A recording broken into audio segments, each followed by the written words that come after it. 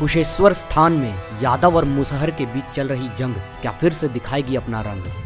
कन्हैया कुमार के कांग्रेस में आने के बाद कांग्रेस और राजद अलग हो चुके हैं। अब बिहार के कुशेश्वर स्थान में उपचुनाव होने हैं। देखना दिलचस्प होगा कि विधानसभा चुनाव के इतने दिनों बाद अब किस पार्टी की पकड़ बिहार पर ज्यादा मजबूत है। जिस कुशेश्वर स्थान विधानसभा क्षेत्र को लेकर कांग्रेस और राजद में विवाद हुआ था, उसी विधानसभा को लेकर राजद का मानना है कि वहां सबसे अधिक वोटर मुसहर जाति से आते हैं। उसके साथ यादव और मुसलमान आ जाएगा तो फिर राजद प्रत्याशी को जीत से कोई नहीं रोक सकता।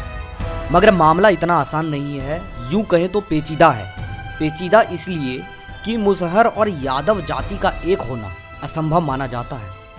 कुशेश्वर स्थान में चल रहा है यादव और मुसहर के बीच 2 दशकों से हिंसक संघर्ष। कुशेश्वर स्थान बिहार का विधानसभा क्षेत्र है जहां आज भी बाढ़ की वजह से सड़क नहीं बन पाई। अधिकांश गांव में जाने के लिए सिर्फ नाव का ही सहारा लेना पड़ता है। कुशेश्वर स्थान का इलाका कभी अपराधियों का गढ़ माना जाता था। एक वक्त यहां कारी पासवान और अशोक यादव गैंग के बीच वर्चस्व को लेकर खूनी संघर्ष चलता था।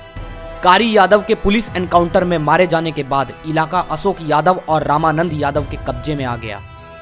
लेकिन 2005 में जब नीतीश कुमार ने सरकार बनाई तो मुसहर जाति के लोग यादवों की आतंक के खिलाफ गोलबंद होने लगे। इस दौरान 2008 में जोड़ी गांव में 2 मुसहर की हत्या कर दी गई और कई मुसहर घायल हो गए। फिर यादवों के खिलाफ नक्सली संगठन तैयार होने लगा। इस इलाके में अब तक 2 दर्जन से अधिक हत्याएं हो चुकी हैं। 1 वर्ष पहले ही कुख्यात रामानंद यादव की हत्या कर दी गई थी, जिसका इल्जाम मुसहर जाति के लोगों पर लगाया गया। 2005 के बाद से 35,000 आबादी के साथ मुसहर पिछले विधानसभा चुनाव तक एनडीए के साथ, यानी यादव जिसके साथ रहता था उसके खिलाफ वोट करते थे। लेकिन जीतन राम मांझी के मुख्यमंत्री पद से हटने के बाद मुसहर समुदाय जदयू के साथ रहा और 2015 के चुनाव में जदयू ने एलजेपी के प्रत्याशी को 18,000 वोटों से हरा दिया। पहली बार राजद दल ने किसी मुसहर को टिकट दिया है और इसे लेकर मुसहर जाति में उत्साह भी है। लेकिन यहाँ पर भी 2 बड़ी समस्याएं हैं। पहली ये कि जिस गांव में मुसहर और यादव की आबादी है वहाँ मुसहर समुदाय यादव जाति के साथ वोट ही नहीं कर रहा। वैसे जिस गांव में मुसहर यादव के साथ नहीं रह रहे हैं वहाँ के मुसहर समाज का वोट 100% राजद के प्रत्याशित उम्मीदवार के साथ है। दूसरी सबसे बड़ी समस्या पंचायत चुनाव है। यहाँ 12 दिसंबर को वोट पड़ने हैं।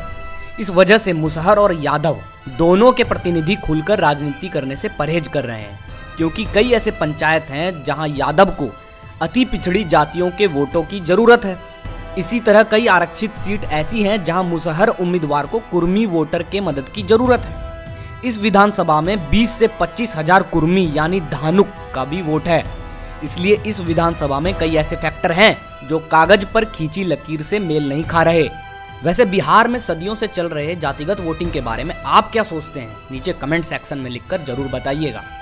अब यह तो उपचुनाव के बाद ही तय हो पाएगा कि नतीजों में दशकों से चल रहे यादव बनाम मुसहर का असर होगा या फिर राजद की भाईचारे वाली चाल कोई नया सियासी मोड़ लेकर आएगी। तमाम राजनीतिक खबरों के निष्पक्ष और तार्किक विश्लेषण देखते रहने के लिए द वोकल न्यूज हिंदी को सब्सक्राइब करें। देश विदेश की खबरों की लेटेस्ट अपडेट के लिए बेल आइकन पर क्लिक करें।